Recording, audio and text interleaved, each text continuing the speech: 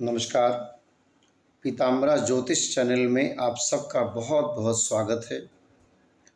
दर्शकों, ज्योतिष सीखने के क्रम में आज 11वां दिन है और आज हम तीसरे भाव के बारे से संबंधित हम आपको बताएंगे।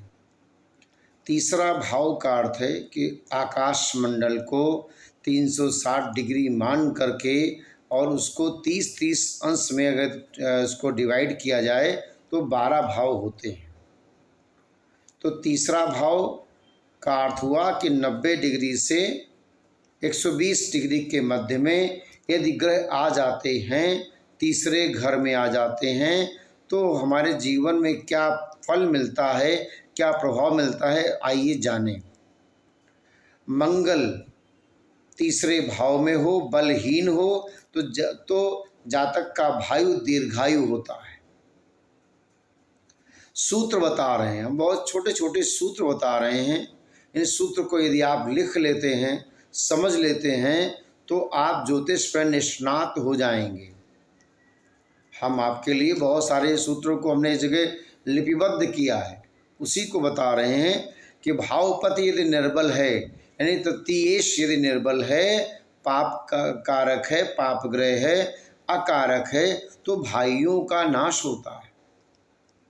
तृतीय घर जो है भाई का घर माना जाता है। तृतीयेश और मंगल अष्टम स्थान में हो तो जातक के सामने ही उसके भाई की मृत्यु हो जाती है। राहु और केतु से तीसरा भाव भरा हो, राहु हो या केतु हो, तो जातक के भाई का नाश होता है। एक्चुअली भाई का घर है तो पाप ग्रह होगा तो भाई को पीड़ा होगी। सूर्य पाप से दृष्ट हो, तृतीय भाव में हो, तो जातक के बड़े भाई का नाश होता है।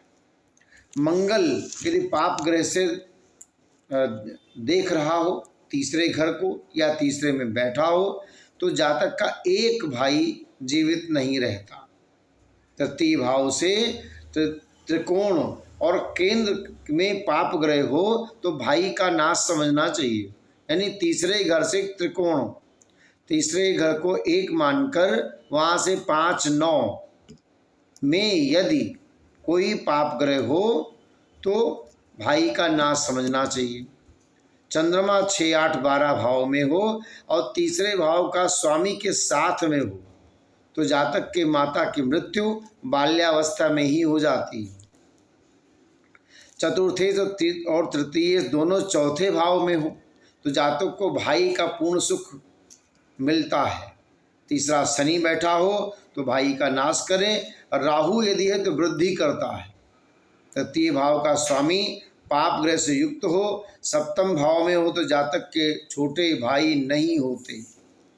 लग्न से दूसरे तीसरे भाव में कुल ग्रह हों तो जितने ग्रह होंगे उतने ही भाई होंगे।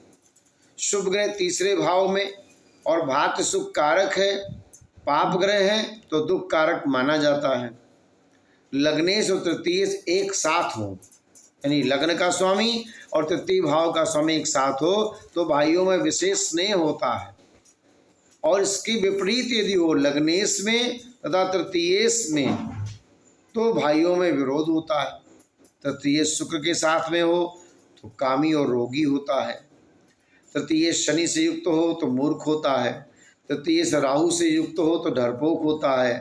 तृतीय भाव का स्वामी केतु के साथ हो तो हृदय रोग से पीड़ित हो जाता है। लग्न में गुरु तृतीय से युक्त हो जातक पशु का शिकारी, पशु की चोट भी खाता है। मंगल तृतीय और सहज राशि तीनों का ग्रह बलवान है तो जातक स्थल सेना अध्यक्ष होता है। अच्छा, कंठ का विचार भी हम करते हैं तीसरे भाव से, तो तीसरे भाव में बुध हो या बुध से युक्त हो तो जातक को गले का रोग होता है। तृतीय भाव में राहु हो तो जातक को कंठ में सर्प डसता है और गले का रोग, आजकल थायराइड कहते हैं, तो वो हो जाता है। तृतीय भाव में मंगल शनि हो तो खुजली रोग हो जाता है। तृतीय भाव में तृतीयेश राहु से तृतीयेश और गुरु लग्न में हो तो जातक को कंठ रोग होता है। और बुध के साथ तीसरे भाव का स्वामी आपस में दृष्ट हो तो भी कंठ रोग। तृतीय घर का स्वामी शत्रु ग्रह, नीच और पाप ग्रह हो तो जातक के भाई को कोई जहर पिलाकर मृत्यु देता है। तृतीय भाव में अब सूर्य यदि बैठा है तो बड़ा साहसी, उग्र, राजनीति में लाभ, भाई से विरोध, स्त्री के सहयोग से लाभ, धनी, भोगी, शत्रुजित। अगर तृतीय भाव में चंद्रमा है तो अल्पभाषी, कम बोलने वाला, यात्रा का शौकीन, सुंदर स्त्री लेकिन भाई का विरोधी, चंचल चित्त, असंतुष्ट जीवन रहता है जब तीसरे भाव में चंद्रमा रहता है। तीसरे घर में यदि मंगल है तो भ्रातहीन यानी भाई नहीं होगा, भ्रमणशील जीवन होगा, परिवार में मतभेद, गृह कलह, शत्रुनाश। नीच का मंगल यदि है कर्ण रोग, कान के रोग हो जाएंगे, और शत्रु क्षेत्री है तो निर्धन हो जाएगा। तृतीय भाव में यदि बुध बैठा है तो परोपकारी, मेधावी, अध्ययनशील, साहसी, बुद्धि बल से शत्रु विजय, निष्कपट, उदारचित्त और धन का संचय करता है। भाई और बहन सुखी रहते हैं। अगर यदि गुरु तीसरे घर में बैठा है तो स्वतंत्र विचार, भाई से सुखी, धनी होते हुए कृपण, दार्शनिक, निर्बल और परिवार से मोह ममता रहित, प्रतिष्ठित, रोगी। यदि शुक्र है तृतीय भाव में तो भाग्यहीन, शत्रुजित, संगीत कला में दक्ष, काव्य कला, चित्रकला में निपुण, स्वगृही और उच्च का शुक्र है तो लेखक बन जाता है, और लेकिन आर्थिक स्थितियाँ उसकी गड़बड़ रहती हैं। यह शनि तीसरे घर में है तो छोटे भाई का नाश, साहसी, कर्मठ, ज्येष्ठ भ्राता से हानि, क्रूर, क्रोधी, संघर्ष में जीवन, आदर्शवादी, नियमित जो जीवन होगा वो बड़ा आदर्शवादी रहेगा। प्रशासनिक क्षेत्र में जाने का योग बनता है। यदि राहु बैठा तीसरे घर में तो पराक्रमी, वर्चस्वी और पुलिस या फौज के जो नौकरी है उसमें जाते हैं, नौकरी करते हैं, और उनके छोटे भाई नहीं रहते हैं। आशा योग, पर बेपरवाह जीवन रहता है। यदि केतु बैठा है तो सुदृढ़, कार्यदक्ष, झगड़ालू, शत्रुजित, भोगी, कामी, स्त्रियों से धन का लाभ और मित्रों का बाहुल्य, भुजा में पीड़ा, पारिवारिक जीवन बहुत सुखद नहीं होता।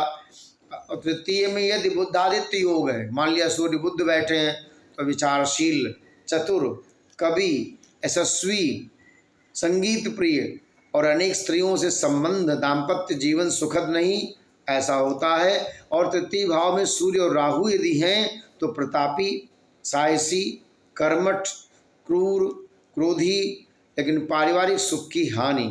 यदि मंगल गुरु तीसरे घर में बैठे हुए हैं तो शुभ योग है, विद्या ज्ञान के आधार पर प्रतिष्ठा प्राप्त करता है और शैक्षणिक जीवन बहुत उत्तम, राजनीति में विशेष सफलता मिलती है और स्मरण शक्ति तीव्र होती है। तृतीय भाव में मंगल राहु की युति है तो एकांत प्रियता, राजनीतिज्ञ, कठोर चित्त, शत्रु को जीत लेता है, लक्ष्य साधन में प्रवीण, असंतुष्ट पारिवारिक जीवन। तीसरे घर में यदि मंगल केतु है तो राजनीति में उच्च शिखर पर जाता है, धैर्यवान, ख्याति प्राप्त, क्षमाशील होता है। तो आपने जाना तीसरे भवन में यदि ग्रह हैं और उनके ग्रहों की युति है तो जातक के जीवन पर क्या प्रभाव पड़ेगा। छोटे छोटे वीडियो आपको हम दे रहे हैं कि आप एक एक भाव को समझें। अब अगला वीडियो चतुर्थ भाव का होगा। चतुर्थ भाव में कौन से ग्रह हैं और कौन से युति है, कैसा योग बन रहा है, ये सब हम अगले वीडियो में आपको बताएंगे। जय श्री राम।